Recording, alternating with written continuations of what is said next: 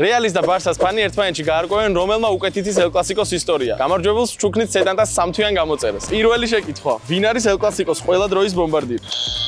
მესი. დაწინაურდა რეალის გულშემატკივარი. 2014 წლის კოპა დელ რეის ფინალში ვის გაასწრო ბეილმა? ბარტრა. კი, ბარტრა, სწორია, 2-0. ვინ ითამაშა ყველაზე მეტი ელ კლასიკოს? მესი. არა, რამოსი. არა.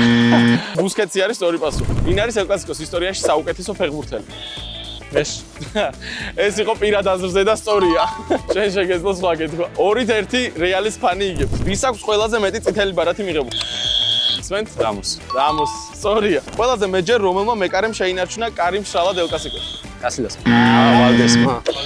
ვალდესმა კი რა, რატო უკარნახე, მაგრამ იცოდი მაინც, ხო? კი, სწორია ვალდეს. 3-2, ისევ რეალი იგებს ჯერ ელ კლასიკოში. ვის ესროლეს ღორის თავი კამპნოუზე? ისმენ? ფიგუს. ფიგუს კი. 4-2. ორი კითხვაა დარჩენილი, თუ ორივე გამოიცანი შენ, გაათანაბრებ თუ არა და რეალი მოიგებს. რომელია ბოლო ფეხბურთელი, რომელმაც ორივე კლუბში ითამაშა? ფიგუ იყო. არა, არ არის სწორი პასუხი. მარკოს ალონსო იყო და მოდით ბოლო კითხვა მაინც დავსვათ.